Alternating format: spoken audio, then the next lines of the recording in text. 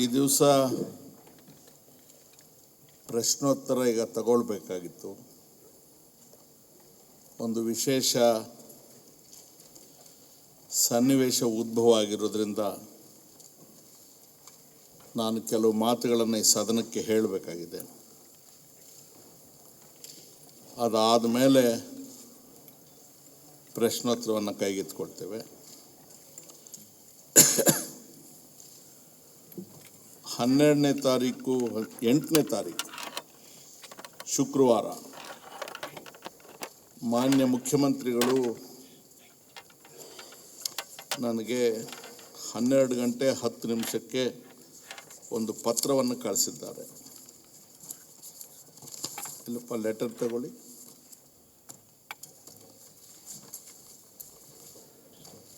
ಆ ಪತ್ರದಲ್ಲಿ ಕೆಲವು ವಿಚಾರಗಳನ್ನು ಪ್ರಸ್ತಾಪ ಮಾಡಿದ್ದಾರೆ. ಅದರ ಜೊತೆಗೆ ಒಂದು ಧ್ವನಿ ಸುರುಳಿಯನ್ನು ಕಳಿಸಿಕೊಟ್ಟಿದ್ದಾರೆ. ಮಾನ್ಯ ಮುಖ್ಯಮಂತ್ರಿಗಳು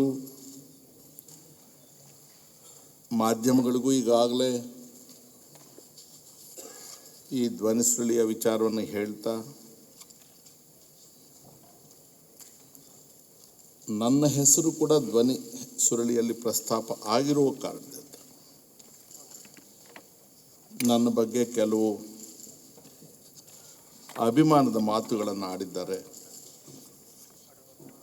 ಅತ್ಯಂತ ನಮ್ರತೆಯಿಂದ ನಾನು ಅವರಿಗೆ ನನ್ನ ಕೃತಜ್ಞತೆಗಳನ್ನು ಸಲ್ಲಿಸಿ ಮುಂದಕ್ಕೂ ಹಾಗೆ ಬದುಕ್ತೀನಿ ಅಂತಕ್ಕಂಥ ಆಶ್ವಾಸನೆಯನ್ನು ಈ ಸಾಧನಕ್ಕೆ ನಾನು ಕೊಡ್ತೇನೆ. ಮಾನ್ಯ ಮುಖ್ಯಮಂತ್ರಿಗಳು ಬರೆದಿರ್ತಕ್ಕಂಥ ಪತ್ರದ ಸಾರಾಂಶ ಈ ಸದನದ ಒಬ್ಬ ಗೌರವಾನ್ವಿತ ಸದಸ್ಯರ ಹೆಸರನ್ನೇ ಖಚಿತವಾಗಿ ಪ್ರಸ್ತಾಪ ಮಾಡಿ ಮತ್ತೊಬ್ಬ ಸದಸ್ಯರ ಮಗನ ಜೊತೆಗೆ ಸಂಪರ್ಕ ಮಾಡಿದ್ದಾರೆ, ಸಂಭಾಷಣೆ ಮಾಡಿದ್ದಾರೆ ಅಂತ ಹೇಳ್ತಾರೆ. ಆ ಧ್ವನಿ ಸುರುಳಿಯನ್ನು ನಾನು ಕೇಳಿದಾಗ ಆ ಮಾನ್ಯ ಶಾಸಕರು ಯಾರಿದ್ದಾರೆ ಅವರ ಧ್ವನಿ ನನಗೆ ಪರಿಚಯ ಇಲ್ಲ. ನನ್ನ ಜೊತೆಗೆ ಏನು ಹೆಚ್ಚು ಸಂಪರ್ಕ ಇರೋರಲ್ಲ. ಹಾಗಾಗಿ ನನಗಾಗಲೇ ಅದು ಯಾರ್ದು ಧ್ವನಿ ಅಂತ ನನಗೆ ಗೊತ್ತಾಗಿಲ್ಲ ಅಂತಕ್ಕಂಥ ಸತ್ಯವನ್ನು ನಾನು ಹೇಳಿದ್ದೇನೆ. ನಾನು ಈ ಶಾಸನ ಸಭೆಗೆ ನಿಮ್ಮೆಲ್ಲರ ಗೌರವಪೂರ್ವಕವಾದ ಅಭಿಮಾನದಿಂದ ಅವಿರೋಧವಾಗಿ ಆಯ್ಕೆಯಾಗಿದ್ದೇನೆ. ಅದರಿಂದ ನನ್ನ ಪ್ರತಿ ಹೆಜ್ಜೆ ಪ್ರತಿ ನಡೆ ಆ ಗೌರವ ಮತ್ತು ಅಭಿಮಾನವನ್ನು ಮುಂದುವರಿಸ್ಕೊಂಡು ಹೋಗ್ತಕ್ಕಂಥ ರೀತಿಯಲ್ಲೇ ಇರಬೇಕು ಹೊರತು ಅದಕ್ಕೆ ಅಪಚಾರ ಆಗ್ತಕ್ಕಂಥ ರೀತಿಯಲ್ಲಿ ಆಗಬಾರ್ದು. ಆದರೆ ನನ್ನ ದೌರ್ಭಾಗ್ಯಕ್ಕೆ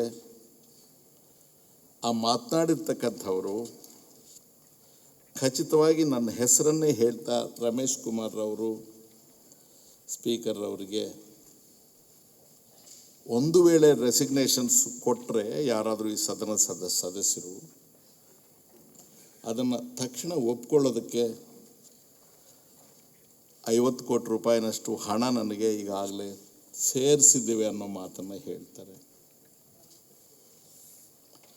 ನಂತರ ಹೇಳ್ತಾರೆ ಅವರು ಒಂದು ವೇಳೆ ಒಪ್ಕೊಳ್ಳದೆ ಹೋದರೂ ಏನು ಚಿಂತೆ ಇಲ್ಲ, ನಾವು ಕೋರ್ಟು ಗಿಟ್ಟು ಎಲ್ಲ ಮಾತಾಡ್ಕೊಂಡಿದ್ದೀವಿ ಅಂತ ಹೇಳ್ತಾರೆ.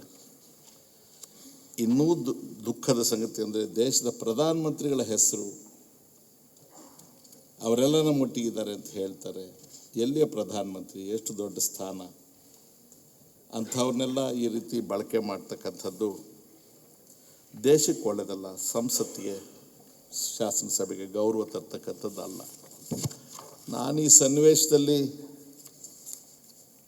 ಎರಾ ಚೆಳಿಯನ್ ಅಂತ ತಮಿಳುನಾಡಿನವರು ಲೋಕಸಭೆ ರಾಜ್ಯಸಭೆಯಲ್ಲಿ ಎರಡೂ ಕಡೆಗೆ ಸದಸ್ಯರಾಗಿ ಕಾರ್ಯನಿರ್ವಹಿಸ್ತಾರೆ. ಪಬ್ಲಿಕ್ ಅಕೌಂಟ್ಸ್ ಕಮಿಟಿಯ ಅಧ್ಯಕ್ಷರಾಗೂ ಇದ್ದರು. ಅವರು ಒಂದು ಹೇಳಿಕೆಯನ್ನು ಮಾಡಿದ್ದಾರೆ ಪಬ್ಲಿಕ್ ಅಕೌಂಟ್ಸ್ ಕಮಿಟಿಯ ಚೇರ್ಮನ್ರಾಗಿ. ಅದು ಇಂಗ್ಲೀಷ್ನಲ್ಲಿದೆ. The people look up to parliament not only as an apex legislative body of the country for making laws and supervising the government, but to lead them in times of crisis. The crisis may be of a political, economic, or moral nature. A political crisis may be controlled by consensus and compromise. A financial crisis may be resolved by strenuous work and shrewd rearrangement of priorities. But it will be very difficult to recover the dignity of the state and the confidence of the people when there is deep moral bankruptcy. When the executive is corrupt, the people can correct it through the ballot and through a newly elected legislature. When the legislature is corrupt, it is the end of the state ಅಂತ ಹೇಳ್ತಾರೆ. ಇದು ನಮಗಾಗಿ ಅವರು ಹೇಳಿದ್ರು ಏನೋ ಗೊತ್ತಾಗ್ತಾ ಇಲ್ಲ. Speaker ಆದವರು ಸದನದ ಕಸ್ಟೋಡಿಯನ್ ಆಗಿರ್ತಾರೆ. ಈ ಸದನದ ಎಲ್ಲ ಮೌಲ್ಯಗಳ ಪ್ರತೀಕನೂ ಆಗಿರ್ತಾರೆ. ನಾನು ಈ ರೀತಿಯ ವ್ಯಾಖ್ಯಾನಕ್ಕೆ ಒಳಪಟ್ಟಾಗ ಅವರು ಹೇಳಿದಂತೆ ಎಂಡ್ ಆಫ್ ದಿ ಸ್ಟೇಟ್ ಆಗುತ್ತೆ. ಇದು ಪಕ್ಷ ಪಂಗಡಗಳಿಗೆ ಸೇರಿದ ವಿಚಾರ ಅಲ್ಲ, ವ್ಯಕ್ತಿಗಳಿಗೆ ಸೀಮಿತವಾದ ವಿಚಾರ ಅಲ್ಲ. ಹೊರಗಿನ ಜನ ನಮ್ಮನ್ನು ಗಮನಿಸ್ತಾರೆ, ದೇಶ ನಮ್ಮನ್ನು ಗಮನಿಸ್ತಾ ಇದೆ. ಅವರು ಉಳಿದದ್ದನ್ನೆಲ್ಲ ಏನೇನು ಮಾತಾಡ್ತಾ ಇದ್ದಾರೆ ಅದೆಲ್ಲವೂ ಧ್ವನಿ ಸುರುಳಿಯಲ್ಲಿದೆ. ನಾನು ಕೇಳಿದೆ ಅದನ್ನು. ನನ್ನ ಇಕ್ಕಟ್ಟು 12:10 ಅವ್ರ ಕಚೇರಿಯಿಂದ ಪತ್ರ ಧ್ವನಿ ಸುರುಳಿ ನನ್ನ ಕೈ ಸೇರುತ್ತೆ. 12:15 ಬಡ್ಜೆಟ್ ಪ್ರತಿಯನ್ನು ಇಲ್ಲಿ ಅರ್ಥ ಸಚಿವರೂ ಆಗಿರ್ತಕ್ಕಂಥ ಮುಖ್ಯಮಂತ್ರಿಗಳ ಕೈಯಲ್ಲಿ ಓದೋದಕ್ಕೆ ನಾನು ಅವಕಾಶ ಕೊಡಬೇಕು. ಅದೊಂದು ಕಾನ್ಸ್ಟಿಟ್ಯೂಷನಲ್ ಆಬ್ಲಿಗೇಷನ್. ನಾನು ಅದನ್ನು ಮುಂದೆ ಹಾಕಂಗಿರಲಿಲ್ಲ. ಅದು ಹಾಕಿದ ತಕ್ಷಣ ನಮ್ಮ ಸಾಂಪ್ರದಾಯ ನಾವು ಅಡ್ಜರ್ನ್ ಆಗ್ತೀವಿ. ಶನಿವಾರ ಭಾನುವಾರ 2 ದಿವಸ ರಜಾ ಇತ್ತು. 2 ರಜಾ ದಿನಗಳನ್ನು ಕಳೆದು ಪುನಃ ಸಮಾವೇಶ ಆಗ್ತಿರೋದು ಇವತ್ತೇ. ಅದರಿಂದ ಫಸ್ಟ್ ಆಪರ್ಚುನಿಟಿಯನ್ನು ನಾನು ತೆಗೆದುಕೊಳ್ತಾ ಇದ್ದೇನೆ. ಈ ಮನೋಸ್ಥಿತಿಯಲ್ಲಿ 2 ರಾತ್ರಿಗಳನ್ನು ನಾನು ಕಳೆದಿದ್ದೇನೆ. ಸ್ನೇಹಿತರ ಜೊತೆ ಓಡಾಡ್ತಾ ಇದ್ದೇನೆ, ನಗ್ನಗ್ತಾ ಇದ್ದೇನೆ, ಮಾತಾಡ್ತಾ ಇದ್ದೇನೆ. ಆದರೆ ನಾನು ಏನು ಆಗಿರಬಹುದು ಅಂತ ತಾವೇ ಊಹಿಸ್ಕೊಳ್ಬೇಕು ಅಂತ ತಮ್ಮೆಲ್ಲರಲ್ಲೂ ಪ್ರಾರ್ಥನೆ ಮಾಡ್ತೀನಿ.